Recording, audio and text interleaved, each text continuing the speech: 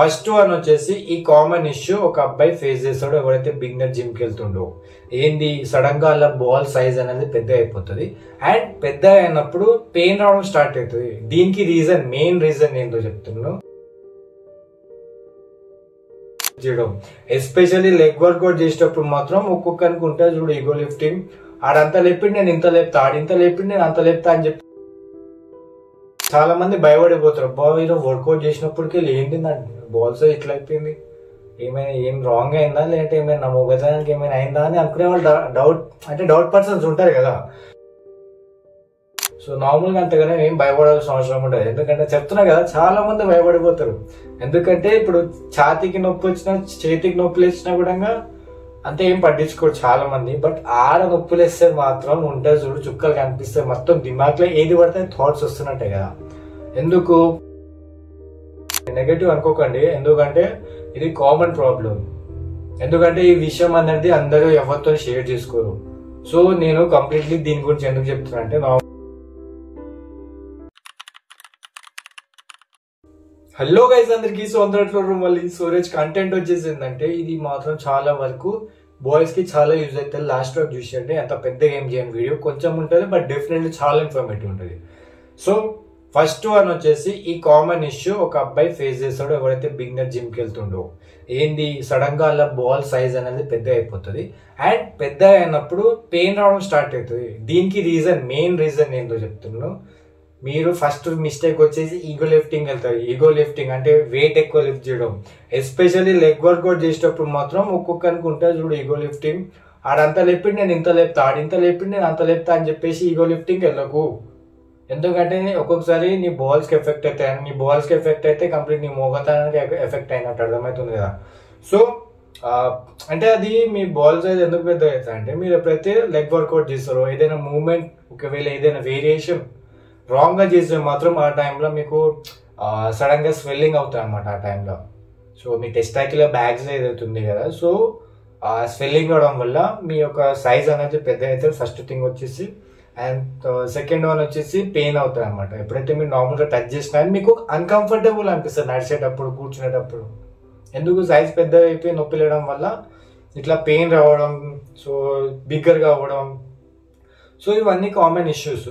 దీనికంతా ఏంది చాలా మంది భయపడిపోతారు. అబ్బా ఈరోజు వర్కౌట్ చేసినప్పటికీ ఏంటి నా బాల్స్ ఇట్లా అయిపోయింది, ఏం రాంగ్ అయిందా లేదంటే ఏమైనా నా మొగదానికి ఏమైనా అయిందా అని అనుకునే వాళ్ళు డౌట్ పర్సన్స్ ఉంటారు కదా. సో దీనికి కామన్ గా మీరు డాక్టర్ని మాత్రం డెఫినెట్లీ కన్సల్ట్ అవ్వాల్సిందే. ఎందుకంటే ఇప్పుడు నార్మల్గా స్వెల్లింగ్ అవ్వడం అనేది కంప్లీట్లీ అది మీ తప్పు వల్లనే అవుతుంది. అది మీ వర్కౌట్ చేసినప్పుడు కంప్లీట్లీ జిమ్ మీద వేయకండి. ఒక్కొక్కసారి ఈగో లిఫ్టింగ్కి వెళ్ళి ట్రైనర్ కడగకుండా మీ అంతటా మీరే చేసి మాత్రం అట్లాంటి ఇష్యూస్ వస్తాయి ఆబ్వియస్లీ.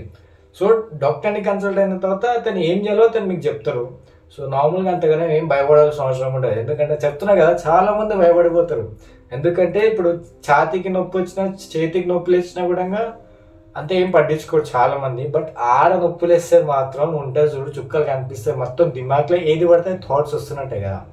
ఎందుకు సెన్సిటివ్ పార్ట్ ఇంపార్టెంట్ పార్ట్ అంటే బాయ్స్కి మీరు నెగటివ్ అనుకోకండి. ఎందుకంటే ఇది కామన్ ప్రాబ్లం. ఎందుకంటే ఈ విషయం అనేది అందరూ ఎవరితో షేర్ చేసుకోరు. సో నేను కంప్లీట్లీ దీని గురించి ఎందుకు చెప్తున్నా అంటే నార్మల్గా మీకు ఒక ఇన్ఫర్మేటివ్ ఉంటుంది. ఎవరైతే బిగినర్ ఎస్పెషల్ వర్కౌట్ చేస్తారో వాళ్ళకి మాత్రం డెఫినెట్లీ యూజ్ అవుతుంది. సో వర్కౌట్ చేసేటప్పుడు మాత్రం ఈగో లిఫ్టింగ్ వెళ్ళకు. డెఫినెట్లీ ఏదో ఒక రోజు మాత్రం నీకే ఎఫెక్ట్ అవుతుంది. డాక్టర్ని కన్సల్ట్ అవ్వు అండ్ డెఫినెట్లీ ఏదో ఒక ట్రీట్మెంట్ అయితే ఇస్తారు. చిన్నప్పటికి వెళ్ళి ఒకవేళ మీకు ఇష్యూ అయితే మాత్రం అది ఆండ్రాలజిస్ట్కి చూపించండి. ఎందుకంటే వీటికి అన్నిటికీ అతనే స్పెషలిస్ట్ ఉంటారు అనమాట.